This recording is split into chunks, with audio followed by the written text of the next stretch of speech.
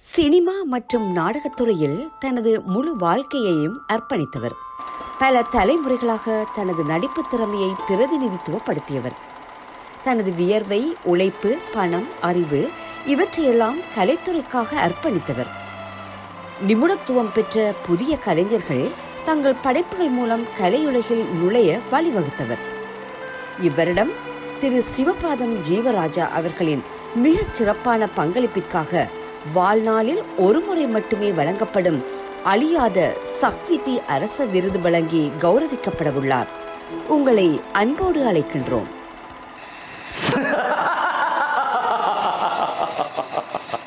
Cinema வாய மூடு, ஒரு வார்த்தை கூட பேசாத. உனக்கு தெரியுமா இந்த நாட்டுல எத்தனை கலைஞர்கள் சாப்பிட வழி இல்லாம செத்துக்கிட்டு இருக்காங்கன்னு? இந்த நாட்டு கலைஞர்கள் இருக்க இடம் இல்லாம வீதிக்கு வந்துகிட்டு இருக்காங்க. என் கண்ணு முன்னுக்கு தெரியாம வாய மூடிக்கிட்டு போயிரு. சினிமா சினிமா நீ என் வாழ்க்கையை இல்லாமக்கணும். நான் உன்னை பத்தி எப்படி நினைச்சுக்கிட்டு இருந்தேன். என் வாழ்க்கையில எதிர்பார்ப்பு அத்தனையும் துண்டு துண்டா துண்டு துண்டா இல்லாம போட்டுட்டேன்.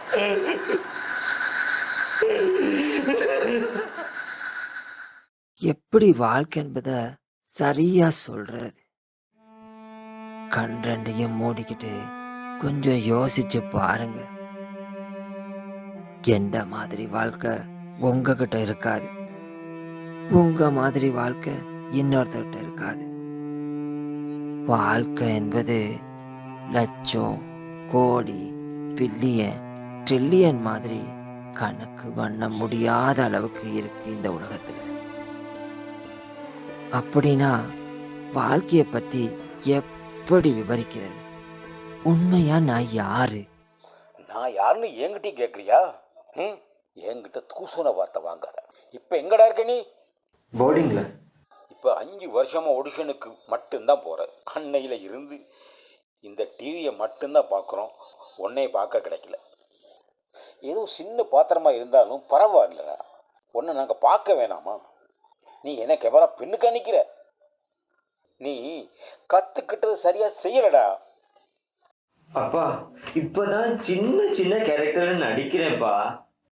நீ அங்கே தனியாக இருக்கணும்னு அவசியம் இல்லை. நீ உடனே புறப்பட்டு வீட்டுக்கு வா. ஐயோ அப்பா. மகன், நான் சொல்கிறத கொஞ்சம் கேளு. நான் உழைச்சி உனக்கு சோறு போட போயலாது.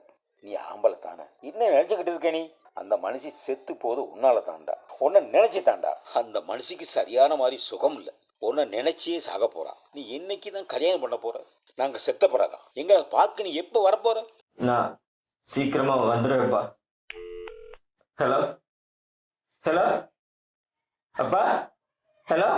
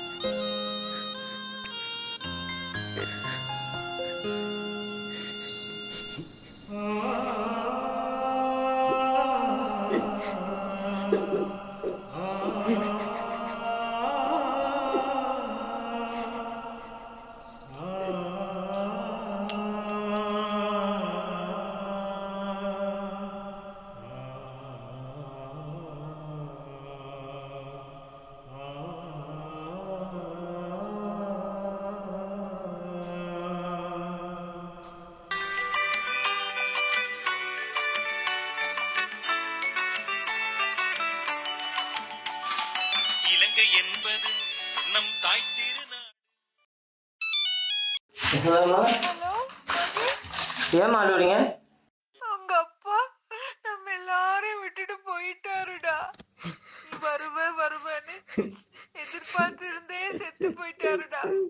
நீ ஒரு நல்ல நடிகனா வரணும்னு ரொம்ப ஆசைப்பட்டாருடா.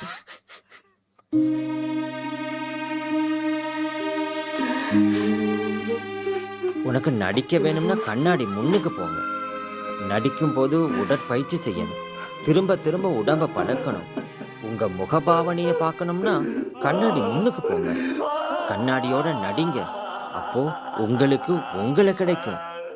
வாழ்க்கை ஒரு நாடக மேடை. நாடகம் என்பது வாழ்க்கையின் ஒரு பக்கம். அப்படின்னா என் வாழ்க்கையில் நடந்த சம்பவங்கள் வாழ்க்கைங்கிற நாடகத்தில் ஒரு ஒரு காட்சி மாதிரி எப்படி மறக்கிறது?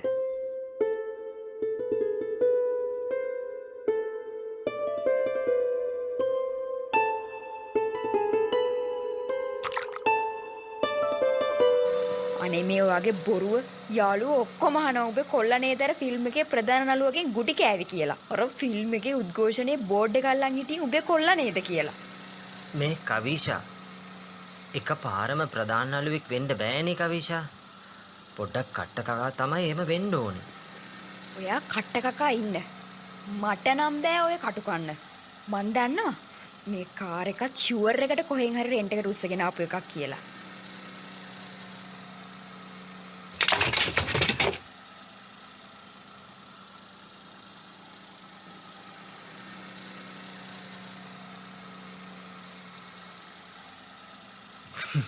කෝ මේකේ තිබිච්ච බඩු ටික. මං යනවා යන්න. කවිෂා කවිෂා කවිෂා කවිෂා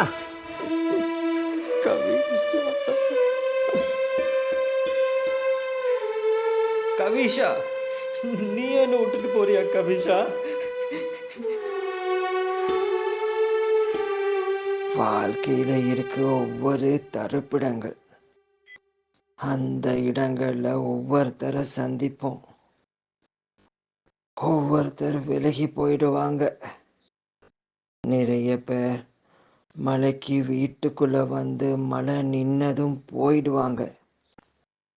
அதனால தான் நான் மலைக்கு ரொம்ப ஆசை.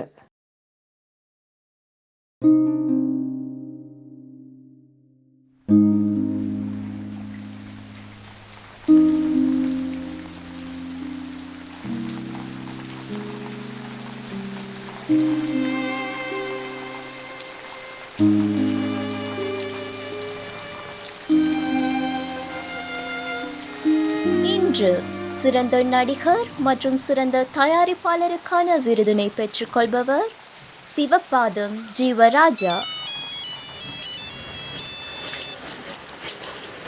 ஹலோ மிஸ்டர் ஜீவா, நீங்க ப்ரோக்ராமுக்கு வரதுக்கு நேரம் ஆகுமா?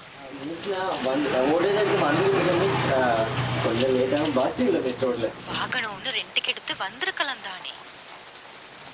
ஆமாம் மிஸ், ரோட்டில் வாகனம் இல்லைங்க. ஆ சரி.